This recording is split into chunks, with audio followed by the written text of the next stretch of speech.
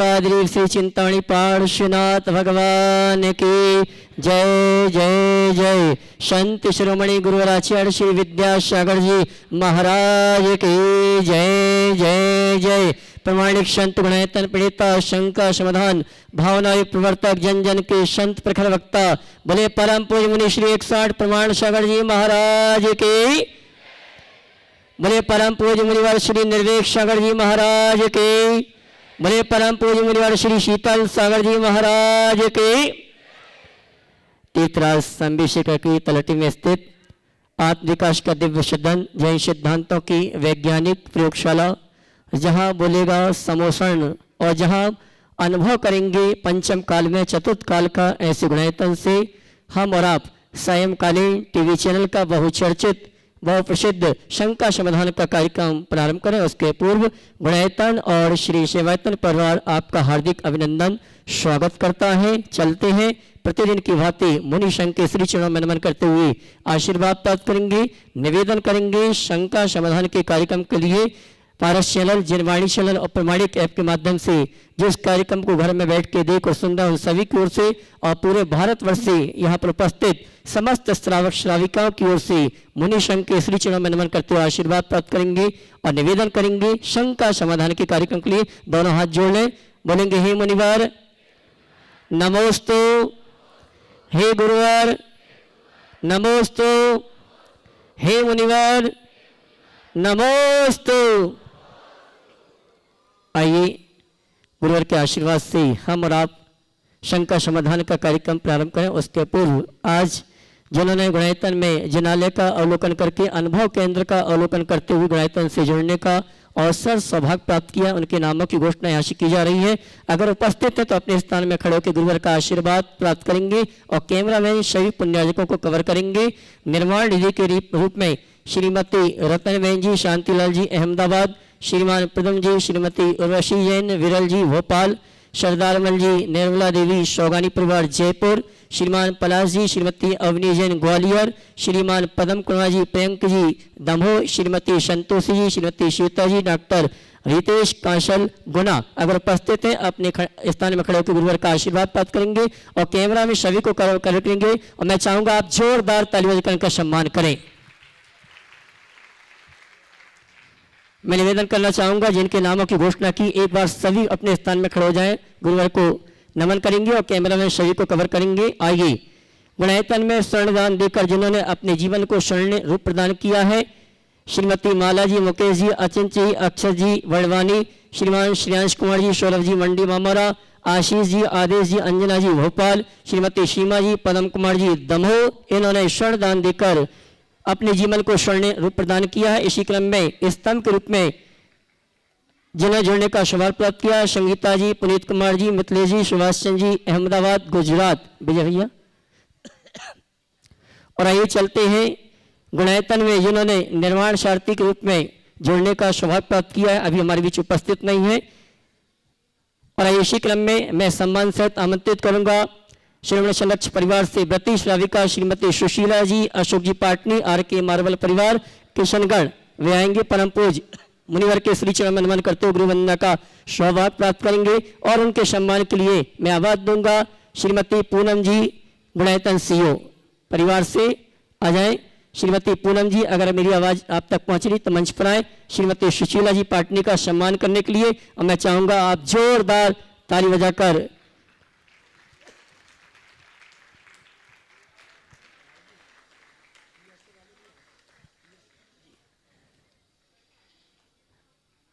श्रीमती सुशीला जी पाटनी व्रती श्राविका उनका सम्मान करने के लिए मैंने आमंत्रित किया। श्रीमती पूनम जी गुणायतन सीओ परिवार से जोरदार ताली आपकी बजना चाहिए।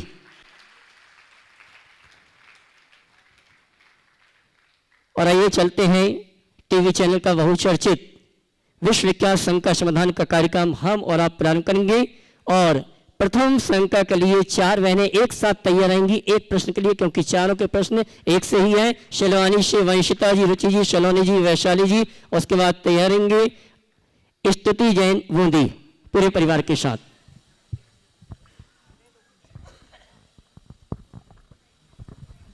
माइक पहुंचाओ। नमोस्तु महाराज महाराष्ट्री नमोस्तु। महाराष्ट्री, मेरी शंका यह है कि जीवन में बहुत सारी चीज़ें ऐसी होती हैं जो कि बहुत प्रयास करने के बाद भी समय पर नहीं मिलती हैं और इसके कारण हमारे मन में बहुत विकल्प आता है, तो इसके लिए क्या करना चाहिए? देखिए, बात सही है, बहुत सारी चीज़ें ऐसी होती हैं जो बहुत प्रयास करने के बाद भी हमारे हाथ में नहीं आती। तो ऐसे समय में एक सूत्र रखना चाहिए, जो चीज़ें हमारे नियंत्रण से बाहर है उन्हें यथास्थिति स्वीकार कर लो। ये समझो कि चीज़ें हमारी इच्छा पर निर्भर नहीं करती, चीज़ें संयोगों पर निर्भर करती है और संयोग हमारे अधीन नहीं है। जो हमारे अधीन है वो काम करे, उस तरफ बिल्कुल भी ध्यान न दे जो हमारे अधीन ना। स्तुति जैन बूंदी से पूरे परिवार के साथ, उसके बाद तैयार रहेंगे अनुराग जी पाटिल जर्मनी से। गुरुवर के चरणों में मेरा नमोस्तु। मेरा प्रश्न ये है कि मैं पाठशाला की नियमित छात्र हूँ, लेकिन मैं ट्यूशन के मारे पाठशाला समय पर नहीं पहुँच पाती, तो मैं ऐसा क्या करूँ जिससे मेरे दोनों काम सही और समय पर हो जाएं? बहुत अच्छी बात है, तुम पाठशाला जाती हो। पाठशाला पढ़ना भी ज़रूरी है, ट्यूशन पढ़ना भी ज़रूरी है। बेहतर है कि अगर साप्ताहिक पाठशाला है तो साप्ताहिक पाठशाला के दिन ऐसी कुछ व्यवस्था करो कि उस दिन ट्यूशन ऑफ हो, या तो ट्यूशन को एडजस्ट करो या पाठशाला को एडजस्ट करो। हमें दोनों को बैलेंस करके चलना चाहिए, है ना। अनुराग जी पाटिल जर्मनी से, उसके बाद मधुबाला चित्तौड़ा इंदौर भावना के अनुभव के साथ। नमस्ते महाराज जी, मेरा सवाल थोड़ा वैज्ञानिक दृष्टिकोण से है। हमारे जैन शास्त्र के अनुसार समय की क्या व्याख्या है, और आज समय की व्याख्या और आज बहुत सारे साइंटिस्ट लोग समय के ऊपर अभी भी काम कर रहे हैं, लेकिन उनको एग्जैक्ट उत्तर नहीं मिला। तो हमारा जैन शास्त्र क्या कहता है और हमारा कर्मों का समय के ऊपर परिणाम क्या होता है? देखिए, जैन धर्म में समय पर काफ़ी काम हुआ है और समय शब्द को कई रूपों में व्याख्यायित किया गया है। तुमने जो समय शब्द का अर्थ पूछा है टाइम से रिलेटेड, जैन धर्म में भी समय को टाइम का एक यूनिट माना है, लेकिन समय शब्द को केवल टाइम तक सीमित नहीं किया। जैन धर्म में तो ये लिखा है कि जिसने समय को पहचान लिया उसने सबको पहचान लिया। जैन धर्म के अनुसार समय काल की सबसे सूक्ष्मतम इकाई है, समझ गए, सबसे सूक्ष्मतम इकाई, और इसका मान दिया है एक पुद्गल परमाणु आकाश के एक प्रदेश से दूसरे प्रदेश को क्रॉस करने में जितना टाइम ले वो समय बहुत सूक्ष्म। माने एक परमाणु दूसरे परमाणु को जितनी देर में क्रॉस करे वो समय है, समझ गए, जो जिससे सूक्ष्म कुछ नहीं। और जैन धर्म में समय का अर्थ आत्मा भी है। जिसने आत्मा को जान लिया उसने सब कुछ जान लिया। तो समय शब्द अलग अलग अर्थ और अलग अलग संदर्भ में। समय का अर्थ आगम भी है, वांग्मय भी है, सार है, समझ गए। तो साइंटिस्ट जिस समय की बात कर रहे हैं वो टाइम की बात कर रहे हैं। जैन धर्म के अनुसार टाइम अल्टीमेट है, लास्ट, उसके आगे कुछ नहीं, समझ गए। श्रीमती मधुबाला जी चित्तौड़ा इंदौर अनुभव भावना के साथ, और उसकी तैयारी श्रीमती सुषमा जी इटारसी। ओ चित्तौड़ा, जल्दी जिनका नाम ले वो पहले उठ जाया करे और उनके सुषमा जी इटारसी तैयार रहेंगी अगले प्रश्न के लिए। माइक पहुंचा दो भाई दूसरे को। नमोस्तु नमोस्तु नमोस्तु गुरुदेव। मुनि संघ के जिन चरणों में मेरा मन से वचन से काय से बारंबार प्रणाम। महाराज जी, मैं भावना योग करती हूँ, नियमित करती हूँ। मुझे 2017 से गठिया रोग से पीड़ित थी। मैंने बहुत इलाज करवाया, मेरा यूरोप का टिकट हो गया, तो मैं जाने में बहुत असमर्थ थी, बिल्कुल हाथ पांव कुछ भी नहीं उठते, न चिटकन नहीं, कुछ ना तो लगा सकती, न बंद कर सकती, न नल से बंद कर सकती थी। मुझे बहुत दिक्कत आती थी। फिर डॉक्टर से सलाह ली तो उन्होंने मुझे दवाई गोली दी, तो मैं यूरोप तो होके आ गई, लेकिन उसके बाद भी मुझे बहुत परेशानी रही। तो मैंने आपका भावना योग देखा पहले शुरू तो उसको मैंने पूरा कॉपी में लिख के फिर भावना योग करती थी। भावना योग करने से मुझे गठिया पूरा अच्छी तरह से ठीक हो गया। और डॉक्टर ने मुझसे बोला कि ये लाइलाज है, आपको जीवन पर्यंत गोली दवाई खानी पड़ेगी और नहीं तो आप ठीक नहीं हो पाओगे। जहाँ मेडिकल स्टोर से मैं गोली लेती थी वो बोले ये सब दर्द की गोलियाँ है, ये आपको बहुत नुकसान करेगी। तो उसके बाद से मैं नियमित भावना योग करती हूँ और उससे मुझे गठिया तो पूरा ठीक हो गया है, लेकिन मुझे घुटनों की अभी भी बहुत बीमारी है। मैं सोचती हूँ घुटनों की बीमारी भी मेरे इस भावना योग से सही हो जाए। डॉक्टर ने मुझे ऑपरेशन का बोल दिया है कि आपको ऑपरेशन कराना ही पड़ेगा। अब वो मुझे देखते भी नहीं है, बोले कि नहीं आप ऑपरेशन कराओ तो ही आप मेरे पास आना। तो गुरुजी कुछ ऐसा बताइए। देखिए बहुत ही अच्छी बात है। गठिया की ऐसी बीमारी जिसे राज रोग कहा जाता है, एक बार होने के बाद ठीक नहीं होता, लेकिन आप उससे मुक्त हुई और ऐसी आप पहली नहीं। और भी कई लोगों ने इसी मंच से कहा है। एक महिला ने कहा था कि वो साड़ी भी नहीं पहन पाती थी। कुछ भी नहीं कर सकती आपकी मैं भी तो एक कहानी। कुछ भी नहीं, मैं हाथ भी हाँ, नहीं कर पाती थी। तो वो हाथ भी ऊपर नहीं कर पाती थी। हाँ, तो साड़ी भी नहीं पहन पाती थी, कुछ भी नहीं कर पाती, कुछ लेकिन भी। उन्होंने भावना योग किया और उनको ठीक हो गया। आप भी आपने दूसरे उदाहरण और भी कई ऐसे उदाहरण हैं।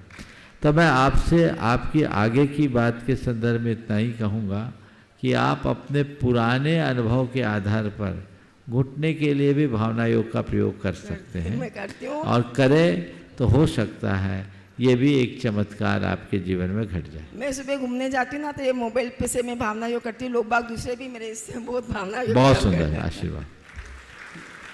श्रीमती सुषमा जी इटारसी, उसके बाद तैयार रहेंगी श्रीमती ममता जी गोदरेज सागर।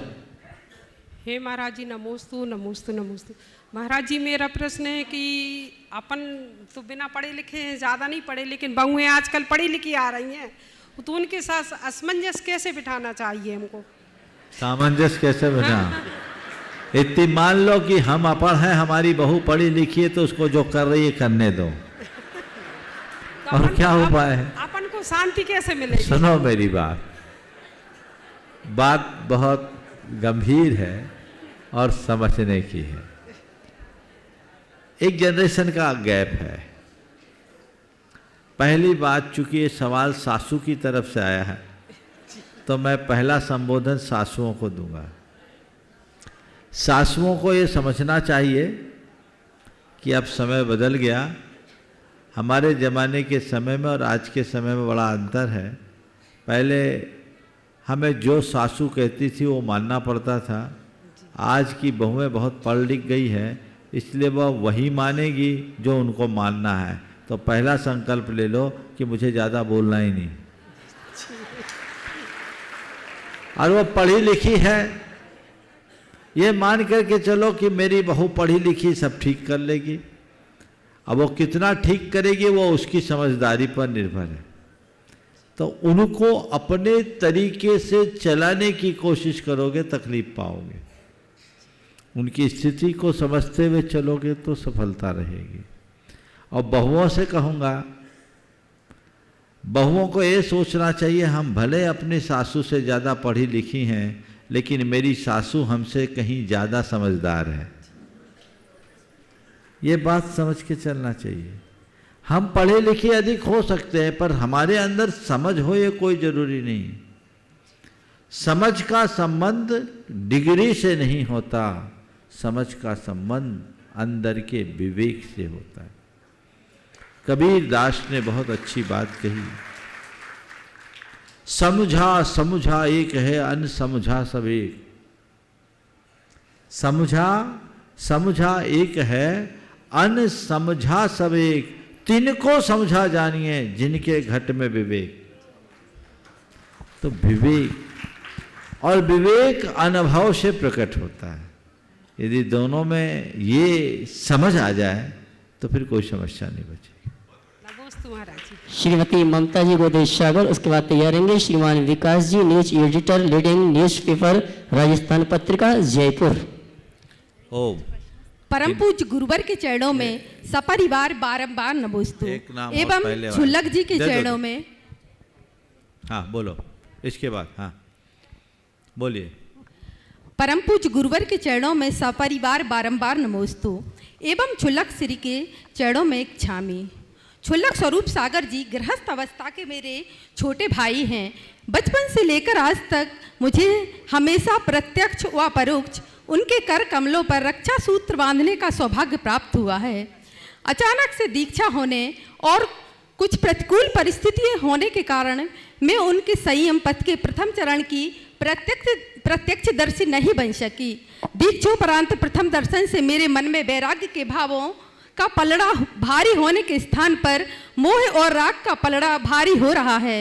तो हे गुरुदेव, मुझे भी कुछ ऐसा उपाय बताइए ताकि मैं भी अपने छोटे भाई के पथ का अनुसरण करते हुए संयम मार्ग पर चलकर अपने भाव का अभाव कर सकूं।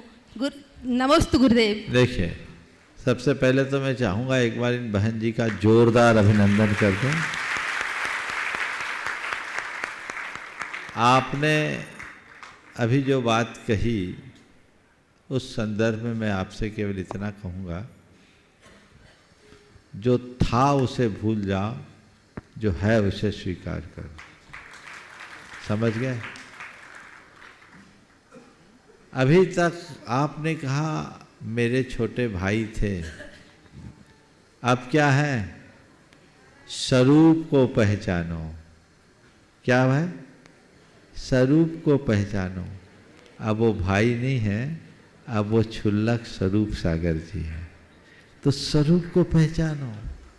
ये तो संसार है, आना जाना होता है। भाई के हाथ में रक्षा सूत्र बांधा जा सकता है, पर साधु के हाथ में तो पिच्छी ही शोभा देती है। समझिए? आपने कहा मेरे अंदर भक्ति भाव की जगह मोह और राग भाव प्रकट होता है, तो ये हमारे पुराने संस्कार का कुफल है। इसे जीतो, ये तुम्हें रुलाएगा। सच्चे अर्थों में यदि किन्हीं से रक्त संबंध भी हो तो उसका सही लाभ तब है जब हम परमार्थ के क्षेत्र में आगे बढ़ने के लिए उत्साहित हों। हमारी दृष्टि में परमार्थ होना चाहिए, हमारी बुद्धि में परमार्थ होना चाहिए। ऐसे देखा जाए तो हमारा तो सब जीवों से सब प्रकार के सब संबंध हुए हैं, कोई एक संबंध नहीं। अनंत जन्मों में हमने अनंत माता पिता, अनंत भाई बंधु, अनंत स्त्री पति पत्नी के अनंत अनंत रिश्ते बनाए हैं। किसको रोगे? इसलिए ये ऊपर के चोले को नहीं, भीतर के स्वरूप को पहचानो।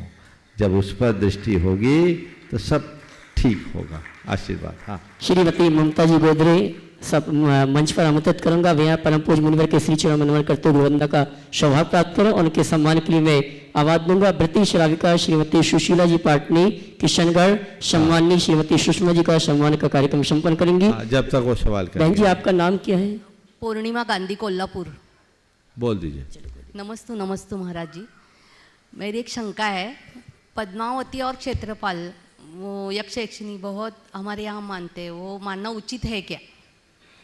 उन्हीं से पूछो जो मानते हैं। बोले क्यों मानते हो? हम तो बीच राख को मानते हैं, तो बीच राख को मानो, बाकी को मानने का काम क्या है? समझ गए ना? चलिए।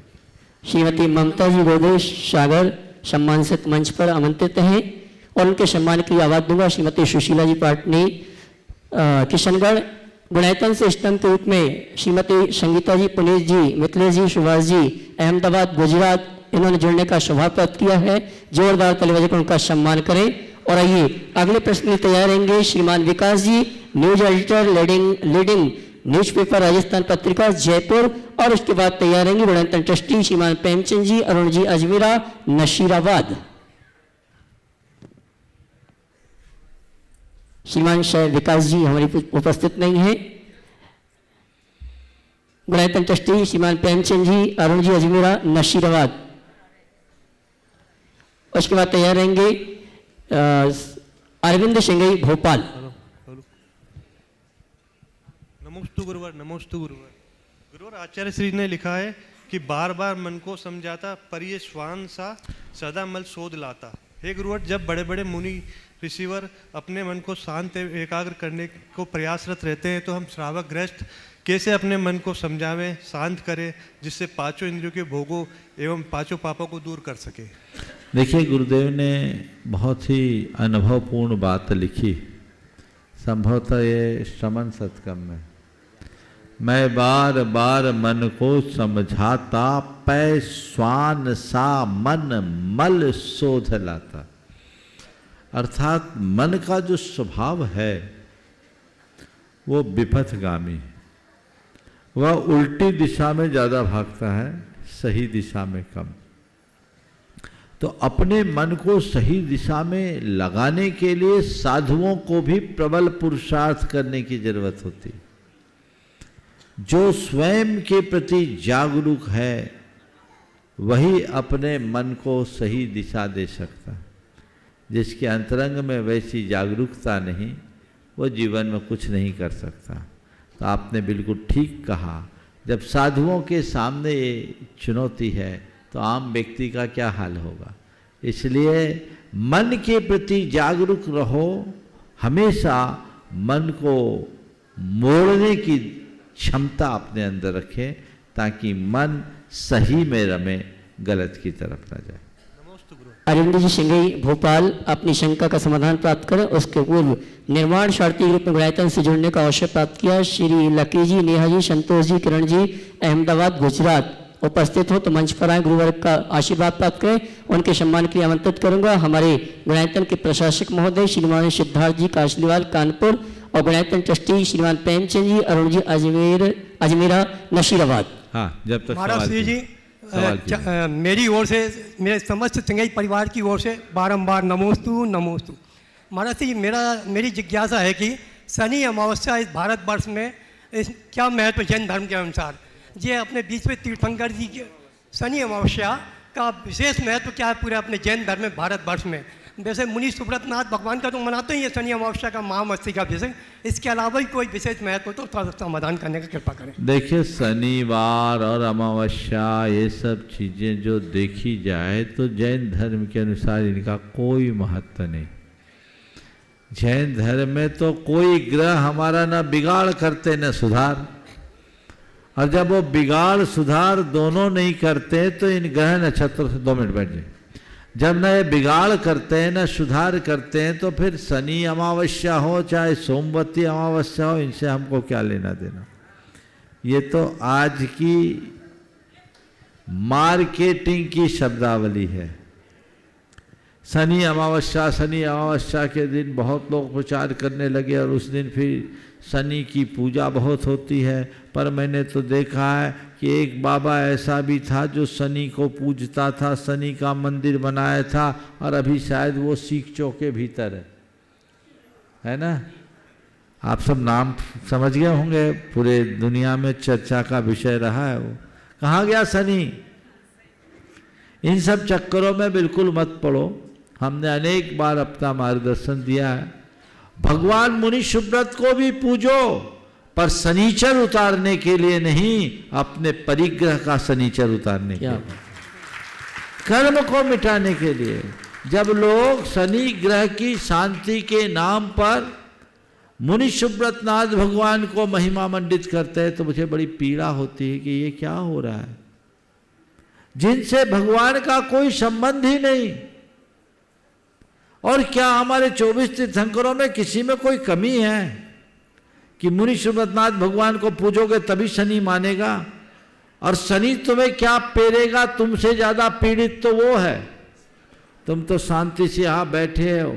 मनुष्य लोक के सारे ज्योतिष मंडल नित्य गति है। मेरु प्रदक्षिणा नित्य गतियों निलोके पढ़ते हो कि नहीं? इसलिए इस तरह की भ्रमपूर्ण अवधारणाओं में मेरा कोई विश्वास नहीं। इस तरह के पत्थर पूज के तुम अपने जीवन को आगे नहीं बढ़ा सकते। अपने मनोबल से, धर्म निष्ठा से, आत्मदृष्टि से ही जीवन का वास्तविक विकास होता है। इसलिए ऐसी बातों में बिल्कुल भी ध्यान न दें। नमोस्तु। श्रीमान लकी जी, नेहा जी, संतोष जी, किरण जी, अहमदाबाद गुजरात, उनके सम्मान के लिए आमंत्रित हैं श्रीमान सिद्धार्थ जी काशलीवाल प्रशासक गुणायतन कानपुर, गुणायतन ट्रस्टी श्रीमान प्रेमचंद जी, अरुण जी अजमेरा नशीराबाद। इसी क्रम में मैं आमंत्रित करूंगा गुणायतन ट्रस्टी श्रीमती सरोज जी सेठी जो कि हमारे बीच में यूएसए से उपस्थित है। मैं सम्मान सहित आमंत्रित करूंगा श्रीमती सरोज जी, और उनके सम्मान के लिए मैं सम्मान सहित आमंत्रित करूंगा भृति श्राविका श्रीमती सुशीला जी पाटनी किशनगढ़, वे आएंगी श्रीमती सरोज जी शेट्टी यूएसए, उनका गुणायतन परिवार की ओर से सम्मान का कार्यक्रम संपन्न करें और मैं चाहूँगा आप जोरदार ताली बजाकर उनका सम्मान करें।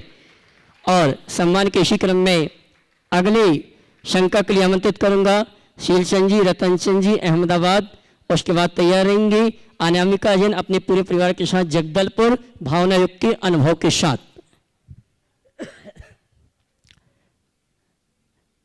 शीलचंद जी, रतनचंद जी अहमदाबाद, उसके बाद तैयार रहेंगे अगले प्रश्न के लिए अनामिका जी अपने पिताश्री के साथ जगदलपुर भावना युक्त के अनुभव के साथ।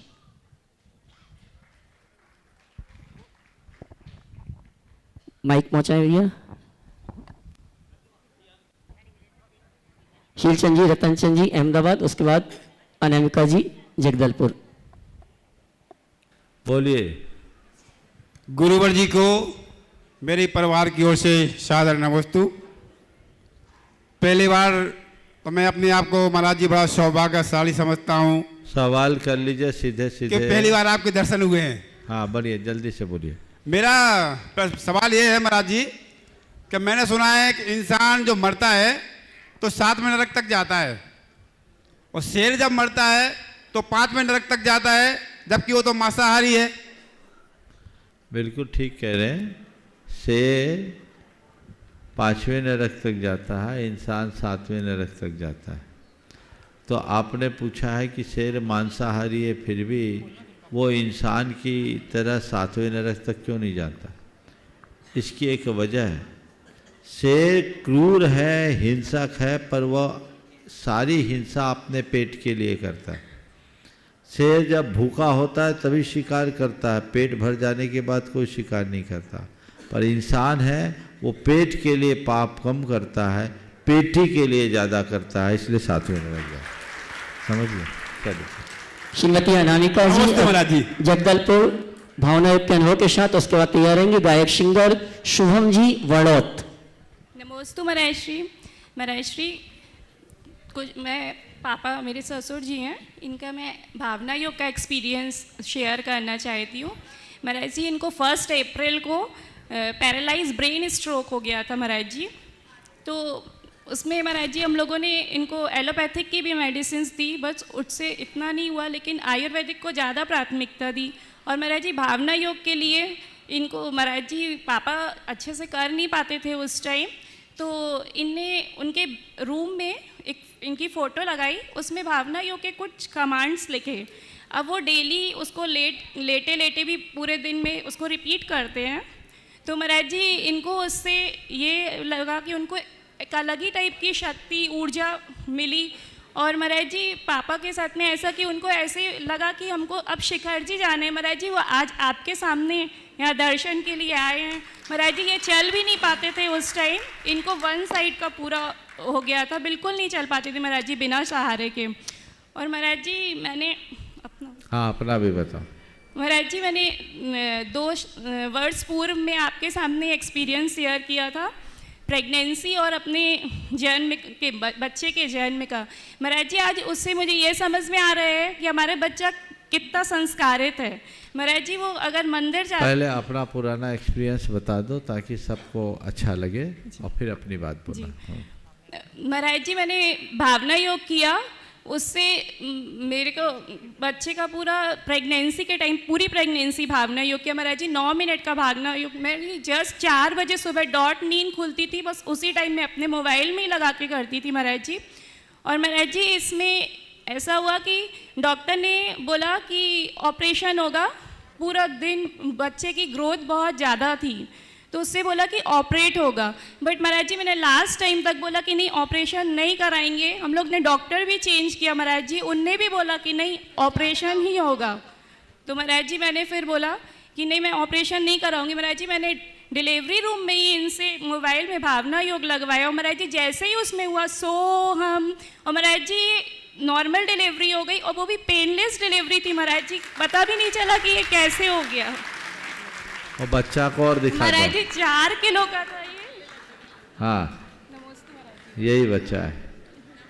देखो इस बहन ने लगभग 2 वर्ष पूर्व अपना ये अनुभव यहीं पर प्रकट किया था। आज वो अपने बेटे को लेकर आई। ये बहुत ही लोगों का अनुभव है। जो महिलाएं गर्भवती अवस्था में नियमित भावना योग करती हैं, उनकी प्रसव पीड़ा समाप्त हो जाती है और उनका असर उस बच्चे पर पड़ता है। अभी ये बच्चे के बारे में भी बता रही थी, बताइए आप। महाराज जी, इसके साथ में ऐसा है कि अगर इसको मंदिर जाने के संस्कार इसके जिस दिन से मंदिर गया महाराज जी, उसका एक भी दिन ऐसा नहीं होता कि कभी इसका मंदिर छूटा हो। महाराज जी दोनों टाइम मंदिर जाएगा और अब जब से बोलने लगा है तब से महाराज जी किसी भी कारणवश अगर शाम को हम लोग नहीं ले जा पाए इसको मंदिर, तो वो रात में 10 बजे भी बोलेगा कि पापा आएंगे, बाबा जय लेके जाएंगे। महाराज जी बिल्कुल रेडी रहता है मंदिर जाने के लिए। महाराज जी रात्रि भोजन हमें दोनों बच्चे का बहुत भी करते हैं। मेरा ये कहना है कि इस बात का बहुत गहरा असर होता है और आप सबको चाहिए कि गर्भवती स्त्रियों के लिए जो भावना योग है, जो भी महिलाएं गर्भवती है वो इसका नियमित करे। बल्कि जो गर्भवती नहीं हो पा रही, जिन्होंने 3 बार रोज भावना योग किया है, 1 साल के भीतर उसको रिजल्ट मिल गया। आपको IVF और इधर उधर करने की भटकने की कोई ज़रूरत नहीं है। श्रद्धा के साथ उस तरीके से विजुअलाइज करते हुए अगर आप करने लगो तो इसके बहुत अच्छे परिणाम आएंगे। बहुत सारे लोगों ने यहाँ आकर के अपने अनुभव प्रकट किए और जो ब्रेन स्ट्रोक के बाद इनको ये आराम मिला है, ये भी एक मिराकल है। तो मैं आप सबसे यही कहूँगा कि भावना योग को कम तर मत आखिए, भावना योग को अपने जीवन का अनुभव बनाइए और जीवन को आगे बढ़ाने की कोशिश कीजिए। एक बहन जी और हाथ उठा रही है, भावना योग का कोई अनुभव बताना चाहेगी, पहुंचाइए उनके पास माइक।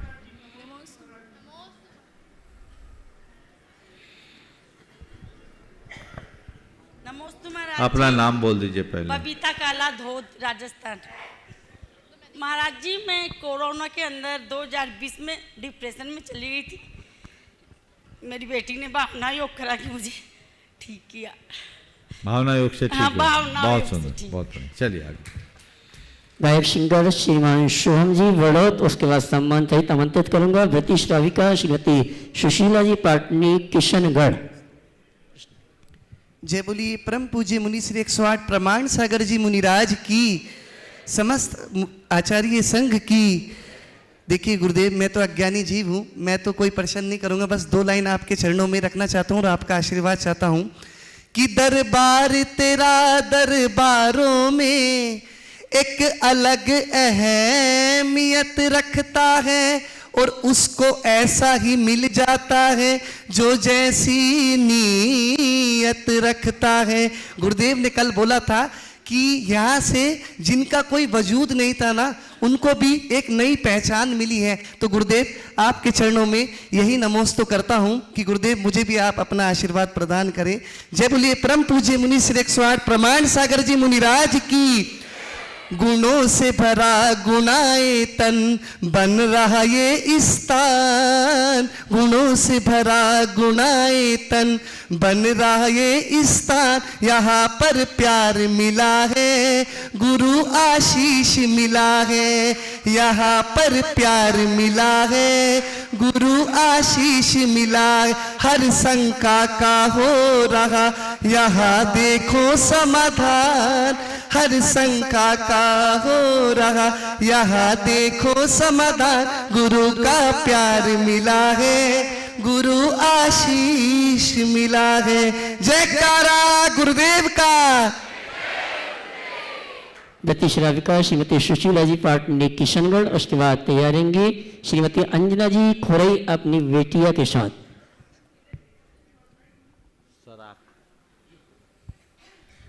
तीनों महाराज जी के चरणों में नमोस्तु और छोलक जी महाराज के चरणों में इच्छा में। महाराज श्री जी, मेरी शंका ये है कि अभी जैसे यहाँ पूरे भारत से यात्री आते हैं सम्मेद शिखर जी की वंदना करने, बहुत अच्छी बात है। और मैं आपसे ये आशीर्वाद आप सबके लिए ये दें कि गिरनार जी क्षेत्र की जो स्थिति है, तो अगर यही सारे यात्री ये नियम ले कि साल में एक बार सम्मेद शिखर जी जावे, एक बार गिरनार जी जावे, तो महाराज जी हमारा क्षेत्र बच जाए। अभी मैं थोड़े दिन पहले गिरनार जी गई थी, तो वहाँ क्या उसके पहले मेरे पहले कई लोग गए थे, 150 आदमी।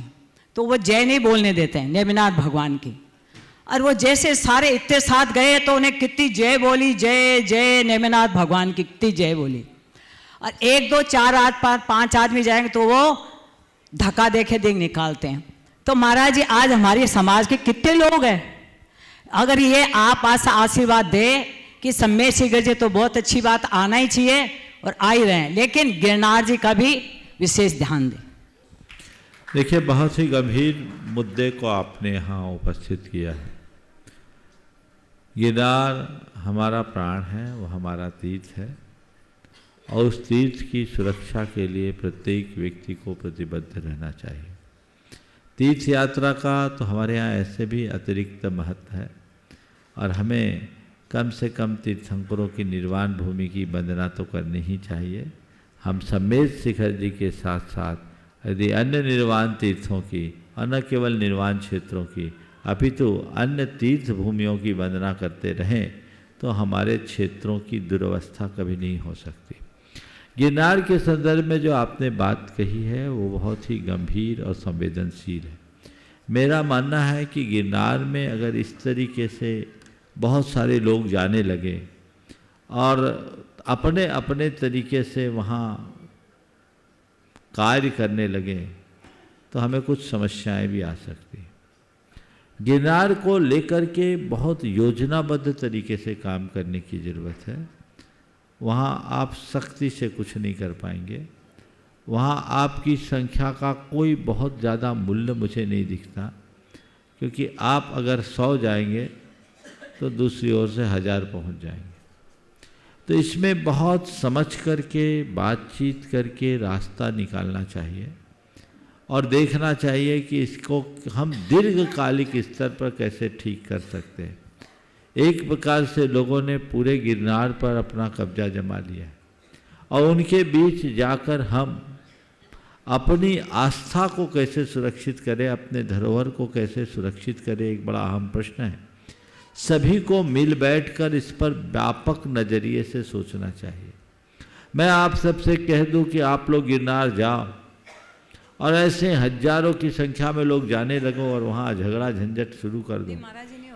बता मुझे पूरी बातें अभी और जानकारी आ जाएगी तो मैं और उस पर विचार करूँगा, लेकिन जिस तरह की बातें प्रकाश में आती हैं उसमें हमें बहुत गंभीरता का परिचय देने की आवश्यकता है। क्षेत्र को हमें सुरक्षित रखना, उसके लिए प्राणपण से संकल्पित होने की जरूरत है। तीर्थों की वंदना के लिए जाना बहुत अच्छा है और जाना ही चाहिए, लेकिन तीर्थ वंदना के पूर्व हमें तीर्थ यात्री की सुरक्षा को सुनिश्चित करनी चाहिए। हम यहाँ से जाने लगे और हमारे यात्रियों के द्वारा भावना में कुछ अलग प्रकार का व्यवहार कर दिया जाए और उनके साथ कोई दुर्व्यवहार या दुर्घटना घट जाए तो ये बहुत ही चिंतनीय और गंभीर विषय होगा। तो इसमें हमें हर स्तर पर न केवल अपनी संख्या और धार्मिक भावना के बल पर अपितु आपसी चर्चा, पॉलिटिकल, न्यायपालिका और अन्य प्रकार के सामाजिक दबाव बनाकर एक ऐसा स्थायी हल ढूंढना चाहिए ताकि आने वाली पीढ़ियों को अपने दर्शन पूजन बंधन के लिए किसी प्रकार के संघर्ष की जरूरत न हो। मुझे याद है, मैं तो नहीं था, शायद महाराज जी थे, आचार्य महाराज जब गिरनार गए थे तो उनके मुख से उद्गार में एक वाक्य निकला था। बता दूं? नहीं बताता हूँ, वही ठीक है, समझ गए? तो इसलिए नहीं बताना ही ठीक है। तो मैं कह रहा हूँ कि ये चीज़ें हैं जो हमें बहुत गंभीरता से विचार करना चाहिए।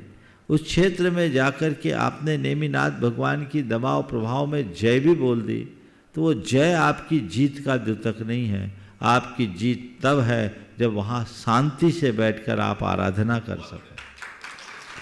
अभी धक्का मुक्की और डंडे आपके ऊपर पड़ते रहे तो आप क्या कर पाओगे?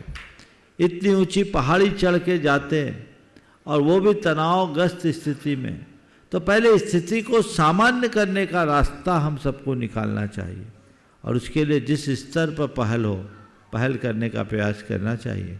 चूँकि भावनाएं हम सबकी जुड़ी है, वो हमारी श्रद्धा का सवाल है, लेकिन उसे अभी और गहराई से देखने और समझने की ज़रूरत है।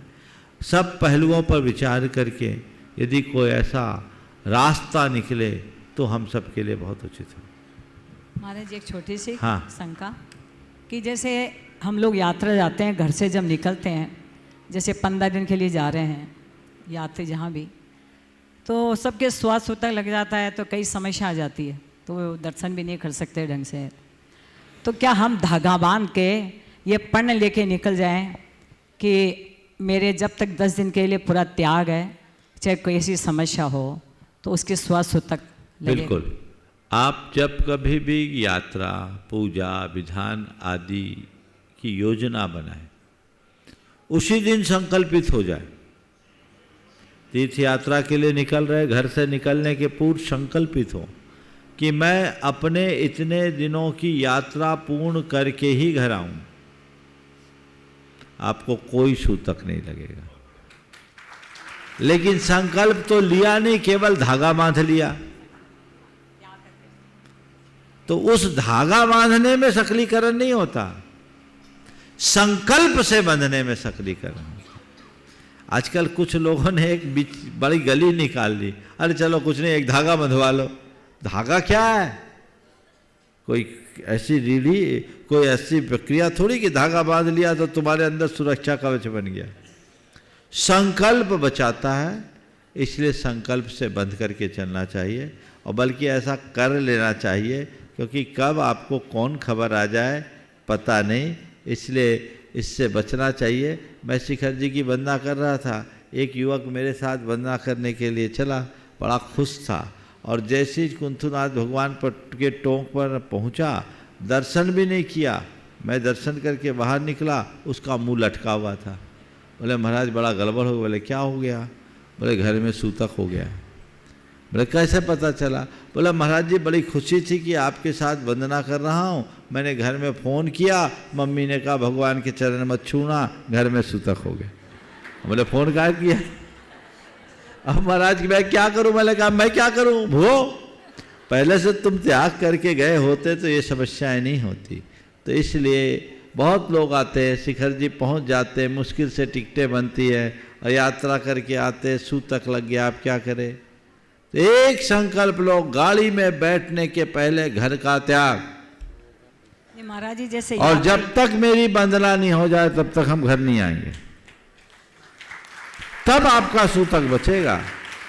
अब पता लगा वंदना के लिए निकल गए, घर में रास्ते में खबर आई कि दुकान में कुछ गड़बड़ हो गया तो लौट आए, तो ऐसा गड़बड़ नहीं करना, वंदना करके ही लौटना, ये संकल्प, तब आप उससे बचोगे। नहीं जैसे ग्रुप के लोग 10-20 जा रहे हैं, हाँ। तो एक संकल्प मंदिर में उसी दिन लेके निकले, धागा बांध के कि महाराज जी, हम भगवान जी, हम यात्रा जा रहे हैं, हमारे कोई अगर समस्या आए तो हम जब तक यात्रा पूर्ण करके नहीं आ जाएं तब तक का त्याग है घर का। हाँ पर वही तो है, हम यात्रा करके ही लौटेंगे। यात्रा जब तक हमारी पूरी नहीं हो, हमारा घर का त्याग है, या हम यात्रा करके घर लौटेंगे, सूतक बच जाए। नमोस्तु महाराज जी। श्रीमती अंजना जी खुरई अपनी बिटिया जो कि सीए हैं उसके बाद तैयार रहेंगे। चौका हाथू रांची के पास एक गांव है, वहां से हमारे बीच शराब बंधु आए हैं, सभी अपने स्थान में खड़े होकर गुरुवर का आशीर्वाद प्राप्त करेंगे और 2 शंका के लिए तैयार रहेंगे। मुनि श्री प्रमाण सागर जी, निर्वेक सागर जी, शीतल सागर जी महाराज के चरणों में नमोस्तु नमोस्तु नमोस्तु। एलक जी छुल्लक जी के चरणों में इच्छामी इच्छामी इच्छामी। मुनि श्री बोलिए।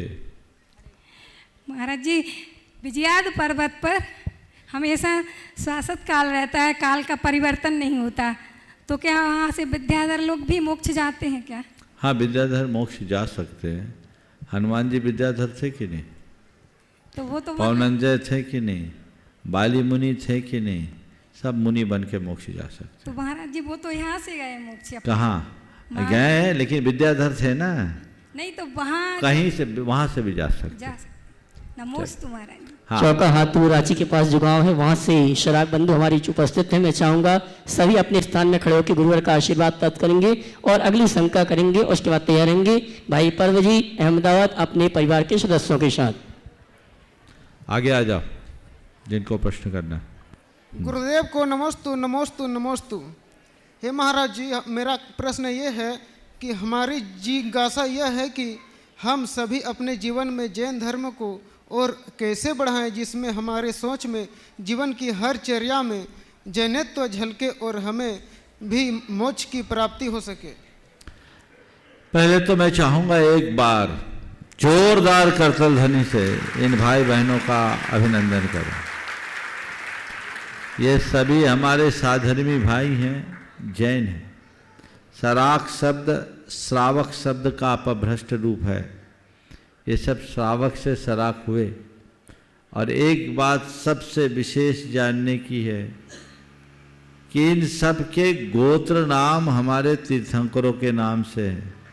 कोई आदि देव, कोई शांति देव, कोई अनंत देव, कोई धर्म देव, ये इनके गोत्र है। ये इस बात का प्रमाण है कि ये जैन धर्म की मूल परंपरा से आदिकाल से जुड़े हुए हैं। हम तुम तो बात के जैनी हैं, ये सबसे पुराने जैनी हैं, समझ गए? ये हमें स्वीकार करना चाहिए। और आज भी इनमें जैनत्व के संस्कार है, वो पलते फूलते पलना चाहिए और फलते फूलते रहना चाहिए। ये सराग बंधु एक लंबे समय तक धार्मिक समागम के अभाव में कुछ विमुख हुए, लेकिन आचार्य ज्ञान सागर जी महाराज के कुछ प्रयासों के बाद एक परिवर्तन हुआ और अब वो कड़ी वापस बढ़ रही है। आज ये 58 सदस्य एक साथ आए हैं और एक क्रम चालू हुआ है नियमित आने का। इनके गांव में मंदिर है, ये सब लोग नित्य मंदिर जाते हैं। मंदिर जाते हो कि नहीं जाते हो? हाँ, मंदिर जाते हैं, पूजा पाठ करते हैं। इनके यहाँ पाठशाला चलती है। ये बहुत ही अभिनंदनीय बात है। और मैं आप सबसे इतना कहूँगा, पक्के जैनी बनो, सच्चे जैनी बनो। हो ही तुम जैन धर्म के 8 मूल गुणों का दृढ़ता से पालन करो। देव गुरु शास्त्र की नियमित आराधना करो। वीतराग देव शास्त्र गुरु की आराधना से ही जीवन का उत्थान होगा। ये पूरा भगवान पार्श्वनाथ का अंचल है। सम्मेद शिखर से लगभग 200-250 किलोमीटर के इलाके में आज भी झारखंड, बंगाल और उड़ीसा के कुछ क्षेत्रों में इनकी काफ़ी संख्या है। मैं तुम लोगों से यही कहूँगा, जैसी दृढ़ता और भावना तुम्हारे अंदर जगी है, वैसी भावना औरों में भी जगाओ और सबको मुख्य धारा से जोड़ने का प्रयत्न करो, ताकि हम अपने सराकपने को सार्थक कर सके। और न केवल सराकपने को सार्थक करें, अपितु अपने मनुष्य जन्म को सफल और सार्थक बना सके। सभी को आशीर्वाद। महाराज जी, मेरा दूसरा प्रश्न यह है कि सभी गुरुओं को नमोस्तु नमोस्तु नमोस्तु। गुरु जी, हम ऐसा क्या करें कि हम भी मूल जैन समाज से जुड़ सके और हमें भी जैन दर्शन का असली मर्म समझ आ सके? देखिए, बहुत अच्छी बात। मुख्य जैन धर्म से जुड़ने के लिए पहला काम तो यह है कि जैनियों के कार्यक्रम में आना जाना शुरू करो। अपने आप को जैनी मानो। सराक तो हम बाद में हैं, हम पहले क्या हैं? जैन। तो अपने आप को जैनी मानो। तुम नमोकार जपते हो, तुम भगवान की आराधना करते हो, तुम पंचपरमेष्ठी की पूजा अर्चा करते हो, तुम पूरी तरह से जैन कुलाचार का पालन करते हो, तो जैन तो तुम हो ही। और अपने आप को, जैसे देश भर के लोग यहाँ आते, आज जितने यहाँ बैठे हैं सब विभिन्न समुदायों के लोग हैं, और वो सब अपने आप को जैन मानकर इस तरह से तीर्थों में और अन्य कार्यों में अपनी सहभागिता देते। आप लोग भी देना शुरू करो।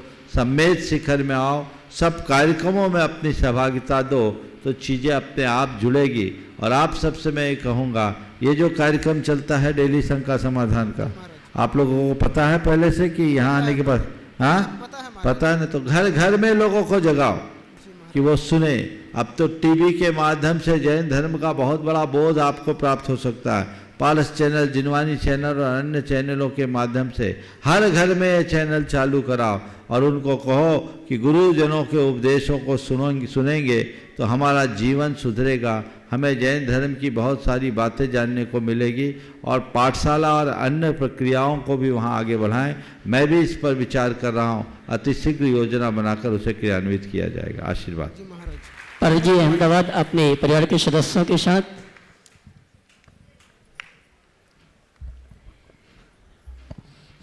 हे गुरुवर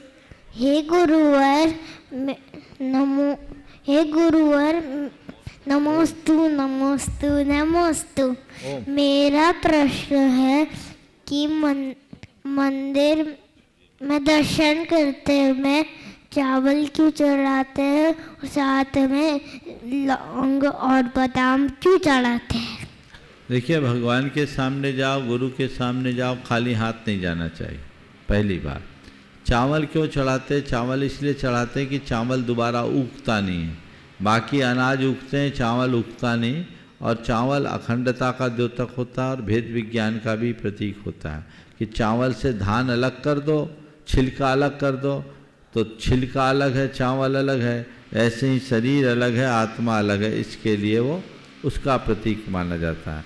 बादाम एक फल है, उस फल को एक श्रेष्ठ फल के रूप में देखा जाता है, इसलिए भगवान के अर्घ में बादाम चढ़ाया जाता है।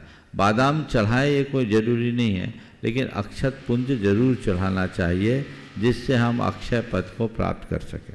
और अगली शंका के लिए निवेदन है, आप सबकी ओर से नमन करते हुए मुनिवर निर्वेक सागर जी महाराज। महाराज जी,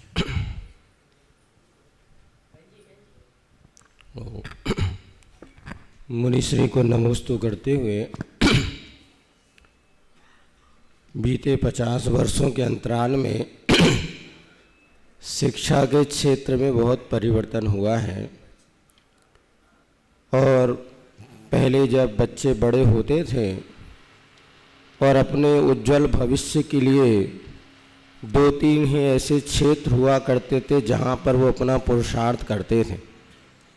आज बहुत सारे क्षेत्र हो गए हैं, जिसको आप लोग कहते हैं कि अनेक योग्यताएं हैं कि बच्चे यहाँ अपना उज्जवल भविष्य निर्माण कर सकते हैं। तो 3 प्रकार के बच्चे आज हम लोगों के सामने देखने को मिलते हैं, आते हैं।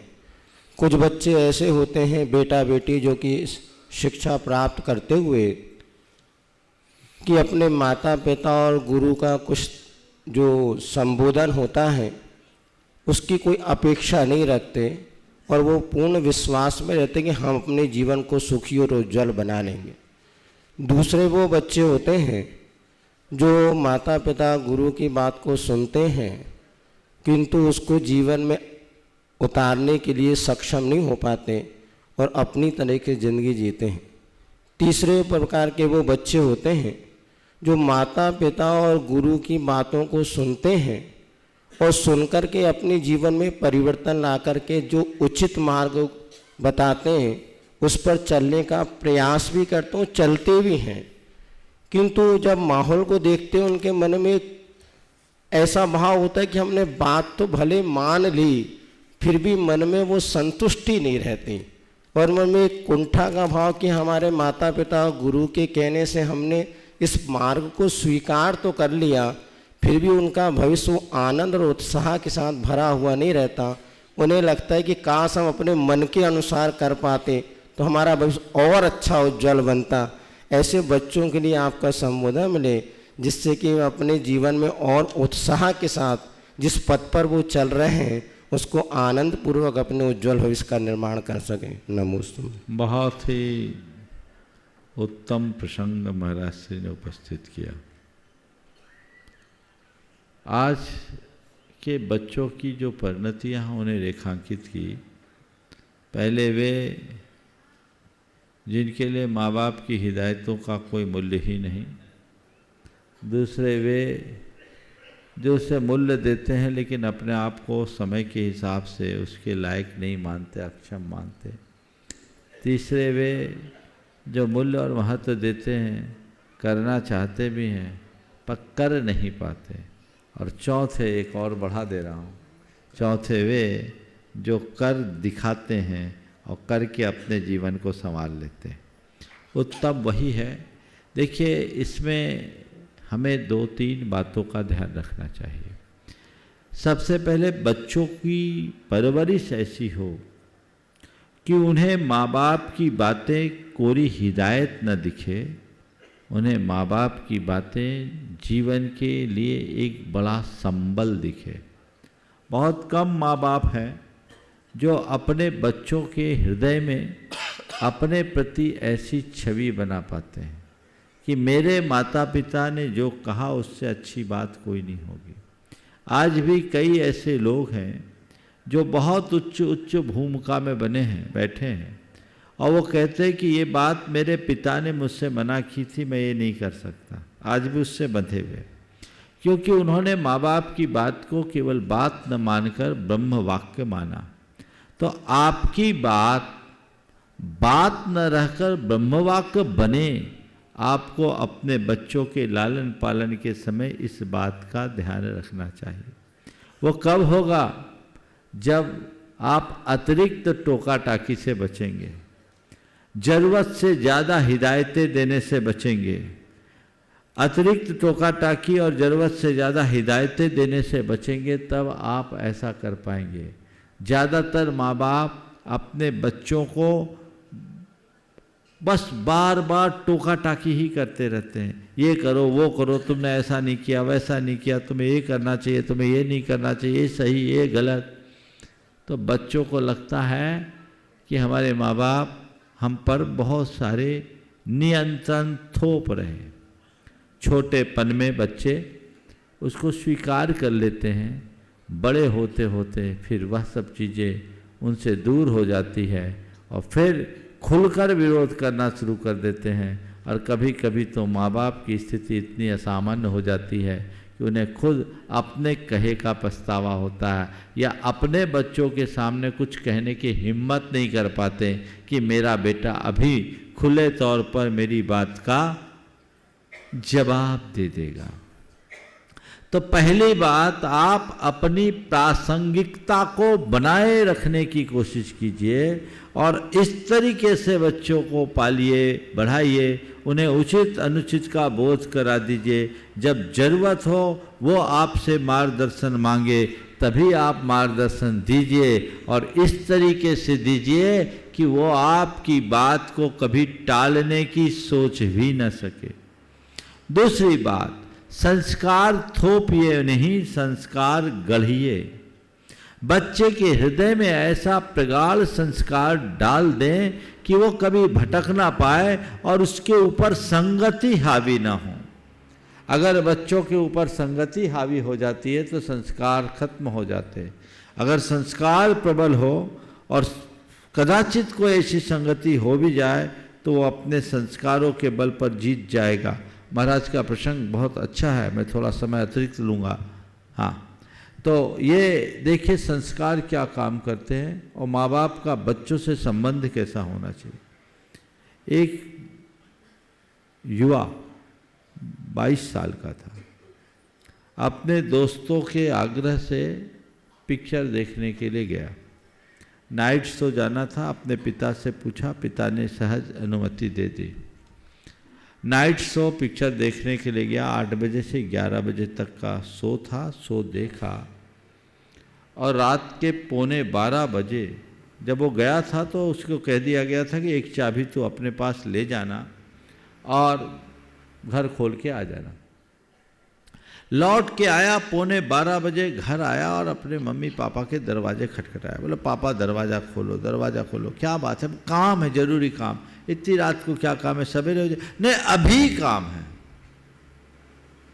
माँ बाप ने दरवाज़ा खोला, देखा तो बदहवास सी सूरत। बेटा क्या हो गया, तू इतना परेशान क्यों है? बोले पापा मुझे माफ़ करो, आंखों से आंसू। पापा मुझे माफ़ करो, आंखों से आंसू। बोले क्या हो गया? बोले मैंने आज आपका विश्वास खंडित कर दिया। मैं आज आपका विश्वास खंडित कर दिया। बोले क्या हुआ? बोले लौट के आ रहा था, दोस्तों ने कहा शराब पी लो। सब ने शराब पिया, मुझसे भी बहुत आग्रह किया, मैं मना करता रहा। फिर सब ने कहा एक बार एंजॉय करके तो देखो। मेरा मन हो गया, मेरे पानी के ग्लास में 4 चम्मच शराब डाल के उनने पिला दी। लेकिन जैसे ही मैंने शराब पी, मेरे मन में एक कचोट, भला कि मैंने तुरंत उल्टी कर दी। मुझे ऐसी कचोट आने लगी कि आज इन दोस्तों के खातिर मैंने अपने पिता के भरोसे को तोड़ दिया। पिताजी मेरा मन बहुत व्यथित है, आप मुझे माफ़ करो, अब मैं आइंदा कभी ऐसी गलती नहीं करूँगा। पिता ने उसे गले से लगाया, बोला बेटा मुझे तुम पर विश्वास है, ये बात तो सुबह तक बता सकता था। बेटे ने कहा पापा आपको मुझ पर विश्वास है पर मुझे अब मेरे मन पर विश्वास नहीं है, इसलिए मैं चाहता था कि अभी बताओ। ये संस्कार बच्चे के अंदर गढ़ दीजिए, वो कभी भटकेगा नहीं। कितने माँ बाप हैं जो ऐसा करते हैं। संस्कार गढ़िए, जीवन अपने आप आगे बढ़ेगा, फिर कुछ कहने और करने की आवश्यकता शेष नहीं रहेगी। तो आप उस तरीके से कीजिए तो बच्चा खुद समझेगा मेरे लिए क्या उचित है और क्या अनुचित है। तीसरी बात, आप अपने बच्चों को जब अच्छे संस्कार देंगे तो बच्चा कभी गलत नहीं होगा, आपकी अवज्ञा नहीं करेगा। और इसके साथ अपने बच्चों को इस तरीके से तैयार कीजिए कि उसके लिए हर कठिन काम भी अच्छा लगने लगे, हर कठिन काम अच्छा लगने लगे। अभी महाराज ने कहा कुछ लोग हैं जो करने में अपने आप को अक्षम महसूस करते हैं। अक्षम महसूस इसलिए करते हैं कि उनको ये सब चीजें कठिन लगती, कठिन काम भी सरल लगने लगे तो फिर परंपरागत बातों का निर्वाह बहुत आसानी से होगा। और चौथी बात जो सबसे महत्व की है, उनकी सांस्कृतिक निष्ठा कूट कूट के भर दीजिए। अगर सांस्कृतिक निष्ठा गहरी हो जाए तो 7 समंदर पार जाकर के भी कोई नहीं भटक सकता। आज भी मैं ऐसे बहुत सारे युवक और युवतियों को जानता हूं जिनके प्रत्येक आचरण और व्यवहार में सदाचार की झलक दिखती है, संस्कारों की झलक दिखती है, कुलाचार का रूप निखरता हुआ दिखता है। ये सब चीजें हो सकती है, निष्ठा चाहिए। हम आज निष्ठा को ही जागृत नहीं करते तो जीवन की प्रतिष्ठा कैसे बनेगी। इसलिए इसकी तरफ हमारा ध्यान जाना चाहिए। और बिल्कुल जो चौथे श्रेणी के लोग हैं वे ही उपलब्धियों के मुकाम पर पहुंचते हैं, बाकी तो ऐसे ही हैं। हमारे शास्त्रों में 4 प्रकार की संतान पुत्र कहे, अतिजात, अनुजात, अवजात और कुलांगार। अतिजात, अनुजात, अवजात और कुलांगार। अतिजात कौन है? जो अपने आचरण और व्यवहार से अपने माँ बाप का नाम रोशन कर दे, बेटे से बाप की पहचान हो, वो अतिजात पुत्र है ना। आज अशोक जी से रतनलाल जी की पहचान है, कंवरी लाल जी की पहचान है। ये क्या है? ये अतिजात संतान की लक्षण है। और ऐसा जब माँ बाप को अपनी संतान को इस तरह से सफल होते देखते हैं, उनके हृदय में जो हर्ष होता है उसका पारावार नहीं होता। दूसरा अनुजात, जो अपने माँ बाप के यश को आगे ना बढ़ाए, कोई बात नहीं, पीछे ना आने दे, मेंटेन करे। अनुजात, जो अपने कुल का अपयश फैलाए। और कुलांगार, रावण और कंस जैसे जो कुल का ही विनाश कर दे। तो अपनी संतान को अतिजात संतान बना सकते हैं यदि पहले कही हुई बातों को आप ध्यान दें। बहन रंजी दीदी संगत मुनिश्री गुप्ती सागर जी महाराज, और इसके बाद आमंत्रित करूंगा जिन्हें स्वर्ण दान दिया है श्रीमती शर्मिष्ठा जी, शक्तिनगर दिल्ली प्रवासी, अमेरिका निवासी। आचार्य गुरुवर श्री विद्यासागर जी महाराज के चरणों में कोटिशः नमन। मुनि श्री प्रमाण सागर जी से मैं जिज्ञासा चाहूँगी कि मैना सुंदरी ने आप बोलो। श्रीपाल का कुष्ठ रोग दूर करने के लिए सिद्ध चक्र मंडल की आराधना की थी। तो सिद्ध चक्र मंडल की आराधना करने वाले मुनिवर के 2 नाम आते हैं। श्रीपाल पुराण में तो सुगुप्ताचार्य, और एक अभी और पुराण पढ़ रही थी उसमें आया समाधि गुप्त। तो कौन से मुनिराज से मैना सुंदरी ने सिद्ध चक्र मंडल आराधना का व्रत लिया था? और द्वितीय प्रश्न है कि जैन दर्शन में नवरात्रि का क्या महत्व है? क्योंकि पूरा संसार नवरात्रि जो करते हैं, जैन हो कोई भी हो, तो जैनियों में सबसे ज़्यादा जो नवरात्रि का प्रचलन जो चल रहा है, तो उसका महत्व क्या है? बहुत ही अच्छा सवाल आपने किया। सबसे पहले शिवगुप्त और समाधि गुप्त, सुगुप्ताचार्य और समाधि। सुगुप्ताचार्य, समाधि गुप्ताचार्य, मुझे लगता है दोनों एक ही आचार्य के दो नाम होंगे, क्योंकि उन्होंने किसी एक से ही लिया है। और मैंने इस पूरे पुराण को उस दृष्टि से देखा नहीं, और अच्छे से देख लिया जाए, ये हो सकता है कि दोनों एक ही आचार्य के दो नाम। दूसरी बात जो आपने पूछी है नवरात्रि का, जैन धर्म में ऐसी किसी नवरात्रि का कोई स्थान नहीं। नवरात्रि विशुद्धतया दुर्गा की आराधना, देवी की आराधना का पर्व है, जो वैष्णव परंपरा में है। जैन परंपरा में उसको स्थान दिया ही नहीं गया। लोग अगर ऐसा मानते हैं तो ये एक प्रकार का भ्रम है।